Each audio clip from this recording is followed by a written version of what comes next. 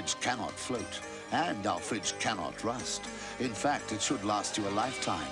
Ocean, in-depth quality and craft.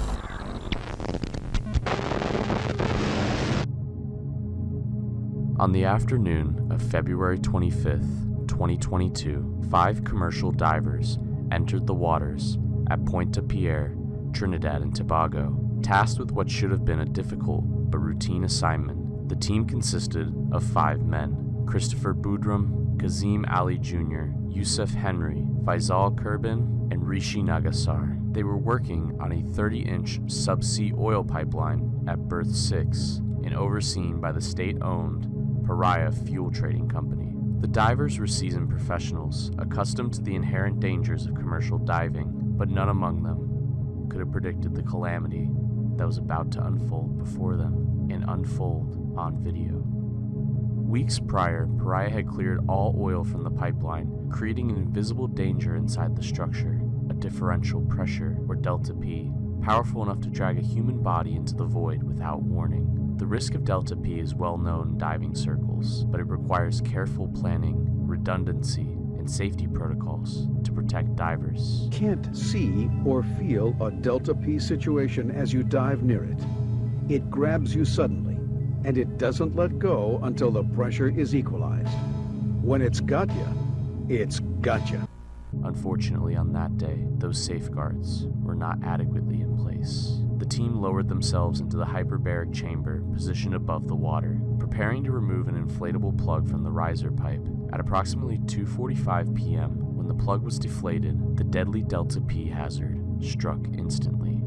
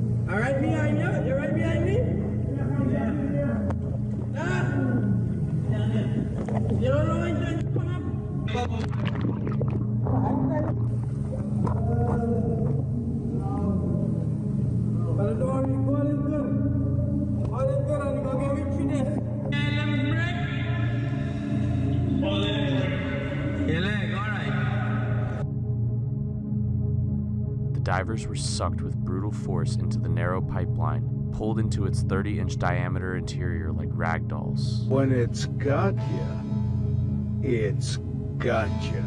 The sheer power of the vacuum was beyond human resistance. Christopher Boudrum, one of the 5, found himself trapped in pitch-black darkness inside the pipe, covered in oil, disoriented, and struggling to breathe. Once the initial drag eased, the men found themselves in a confined, claustrophobic space with little room to maneuver. Their instincts were survival, and each man began to try and find a way out. They pushed and crawled forward through the oil-slick pipe, scraping their knees and elbows along the metal interior. But the pipeline was long and unforgiving, 30 inches across, just enough for a man to squeeze through. Inside, the trapped divers attempted to stay calm. They were physically struggling to find an exit. Some of the men tried to crawl in the direction they thought would lead them out, pushing their bodies forward inch by inch, but the length of the pipe and the disorientation made it nearly impossible. Covered in oil, and every moment drained their energy and their oxygen supplies. One of the men, Christopher Boudrum, eventually, through sheer determination and instinct, managed to reach a section of the pipe that led towards the opening. He emerged after nearly 3 hours, battered and traumatized, but alive.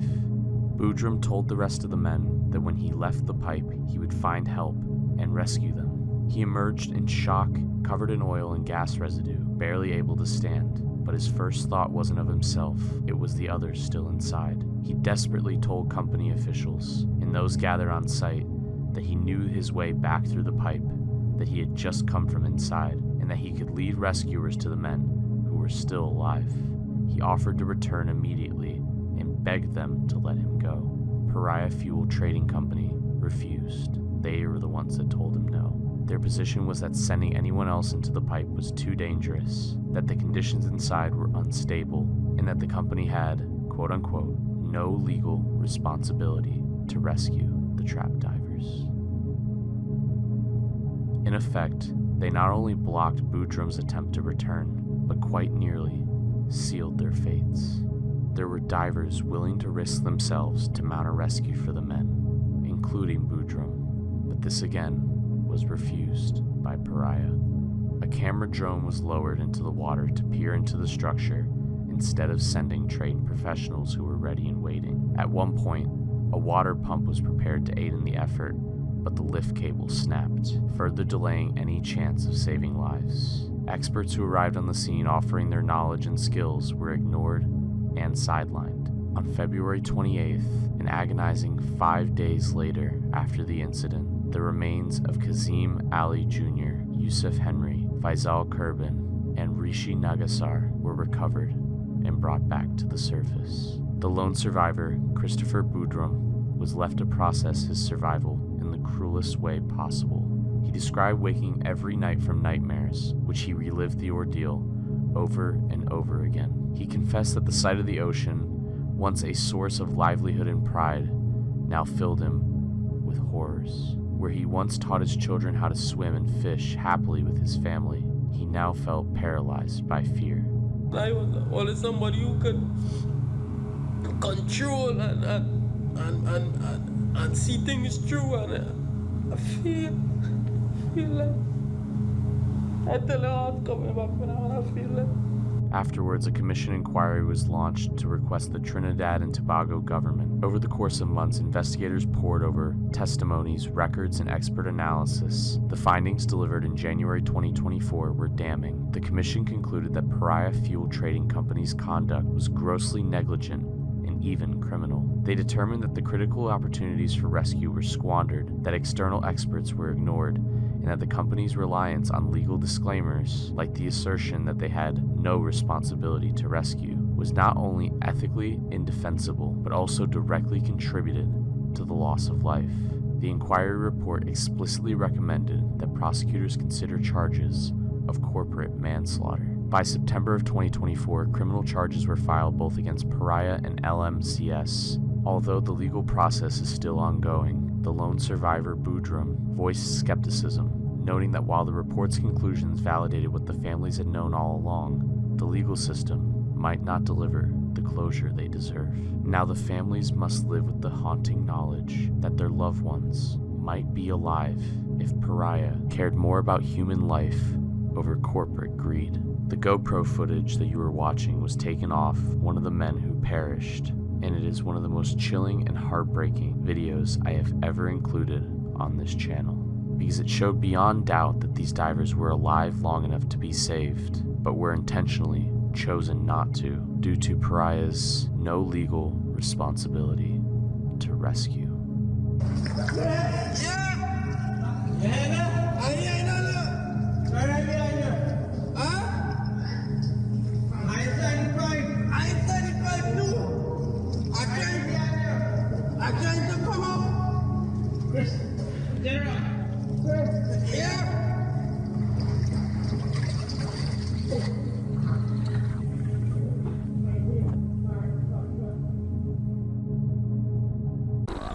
Diver 2 made repeated but unsuccessful attempts to find him. Diver 1 ran out of air and died. We'll return after these messages. Before we dive in deeper, I would like to take a moment to thank today's video sponsor, Marveau Paris, which not so coincidentally happens to be my own brand. Marveau Paris is my own personal brand that I have been working on for the better part of a year. I've been working with multiple designers, developers, and manufacturers to make sure that every item we put for sale is not only the best in quality, but for the best price achievable. It is also exclusively where you can purchase our Lancaster Library merch. For that link specifically, check the description down below. But we truly have something for everybody. On top of that, every purchase will be given a shout out in the next video. And just for you guys that want to see your names at the very end of the video, I've included a very cheap postcard in the Lancaster Library merch section. Not to mention that a percentage of each sale will be given as a donation to the National Center for Missing and Exploited Children. Your purchase directly helps fund critical search efforts, victim support, and awareness campaigns that bring children home. I truly appreciate you listening to my e-begging. Now it's time to return to your regularly scheduled program. We return you now to your regularly scheduled program. April 16th, 2014. The ferry MV Sewol prepared to leave the port of Incheon, South Korea. The sea was calm, the sky overcast, and the ship's destination was Jeju Island, a route so familiar that most passengers thought very little of it. Among those on board were 325 students and teachers from Danwon High School who were going to Jeju Island on a long-awaited field trip. They crowded onto the decks, laughing, taking photos, some nervously excited about spending days away from home for the very first time. The ferry itself was an aging vessel, built in Japan in the 1990s, and later purchased and modified by its Korean operators. Its frame had been altered to carry additional cargo, and on this voyage, it was heavy with vehicles, shipping containers, and the freight stacked high. To the passengers, none of this was visible. All they saw was the broad interior, the snack bars, the lounges, and the cabins where they stored their bags before gathering in groups. But what was about to unfold would quickly become one of South Korea's darkest tragedies. Shortly before 9 a.m., the Sewol entered the waters of the Myeongol Channel, a passage notorious among seafarers for its sharp currents and narrow turns. The students, many still groggy from the early morning departure, joked among themselves, some sitting cross-legged on cabin floors, some clustered around smartphones. For them, the voyage was uneventful until the ship gave a sudden, unnatural lurch.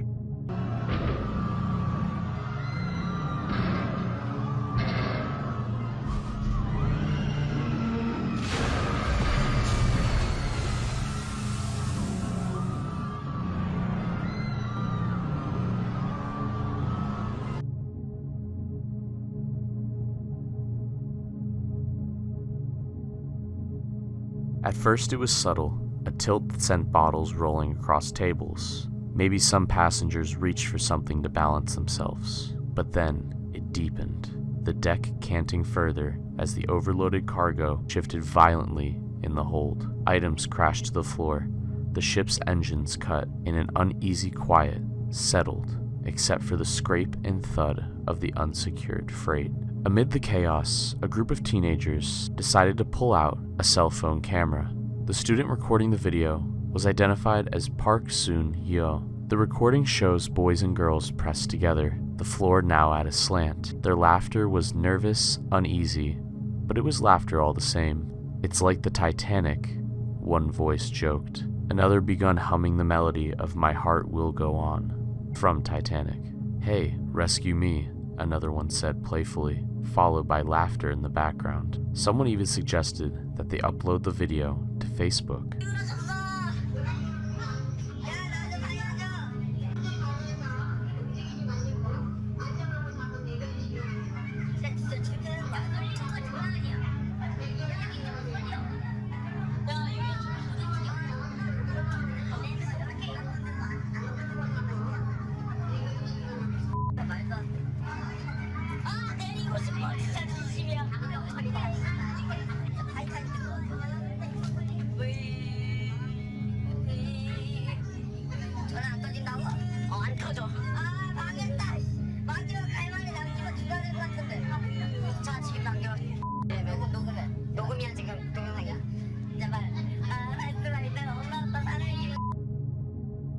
But over the ship's loudspeakers came the announcement that would change everything.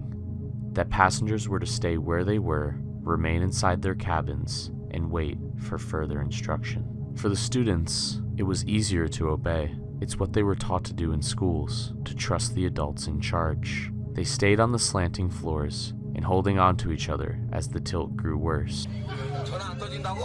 안 터져. 망했다. 마지막 갈 말이 남기고 누가 된 것 같은데. 자, 지금 남기려면 녹음이야 지금 동영상이야. 제발. 말씀만 이따가 엄마 아빠 사랑해요. 씨발. 자, 너야. 다음에. 씨발 존나 깜빡하게 붙잡아보고 있어. 순영아. 성호야. 죽지 마. 엄마, 아빠, 내 동생 어떨까? 내 동생 말은 절대로 가스런에 가지 말라 해야겠는데.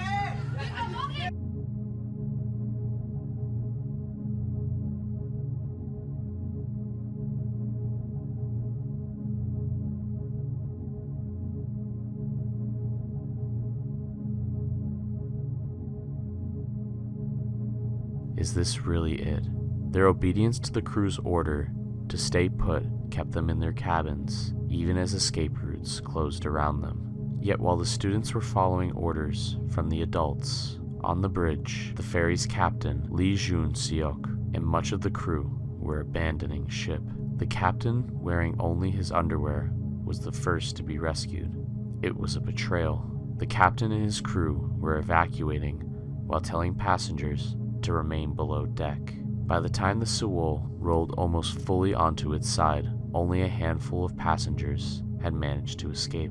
Coast Guard vessels arrived but did not conduct a full-scale evacuation. Helicopters hovered above but lifted only a few to safety. Most of the students remained trapped below, still waiting for instructions that never came. 304 people would die in the disaster, including 250 of the students from Danwon High School. Only 172 people survived. In the days that followed, grief gave way to fury. Families accused the government and the Coast Guard of inaction and incompetence. The found footage, recovered from the body of Park Soo-hyun, began to go viral, capturing the cruel irony of young lives snuffed out while making Titanic jokes in the face of death. The fallout was swift and severe. The captain and 14 crew members were arrested on charges of negligence, abandoning ship, and failing to protect their passengers. During the trial, it was revealed that the Sewol had been dangerously modified to carry more cargo than what was safe. Its inspections had been falsified, and the ship was massively overloaded the morning it sailed. Captain Lee Jun-seok was sentenced to life in prison, while other crew members received sentences ranging anywhere from 5 to 30 years in prison. This disaster scarred South Korea's national psyche. Vigils and protests erupted across the country, and parents demanded accountability. The phrase, "stay where you are," became synonymous with betrayal and preventable death. But what remains most haunting is the image of those students sitting in tilted cabins, making jokes about the Titanic. In that moment, they were still children, still trusting, still clinging to humor as a defense against the creeping realization of what was happening. The laughter captured on the cell phone camera is perhaps some of the most chilling sounds of all, because it was the laughter that soon gave way to silence and into the halls of the Lancaster Library. I'm gonna have him keep slow, like just hold your sweat. Roger.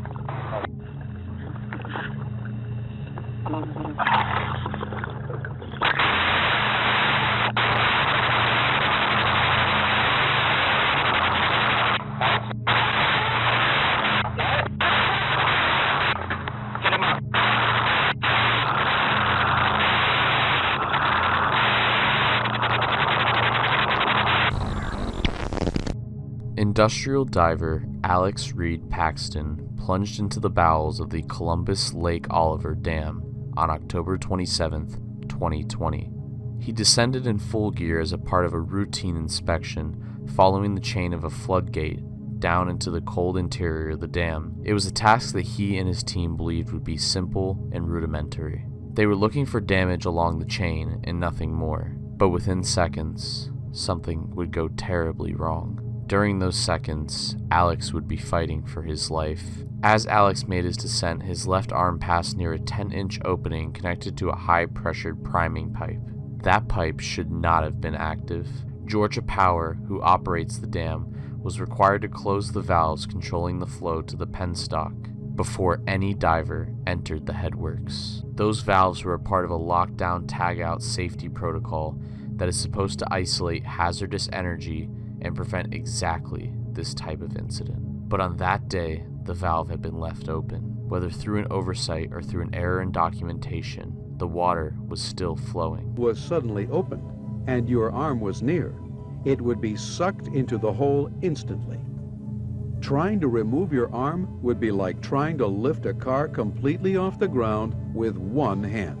The suction seized him instantly. His arm was pulled up to the shoulder, his body was pinned, and even though he had oxygen supplied through his helmet, the pressure on his chest made it impossible for him to inhale. 12 seconds into his dive, he began to scream.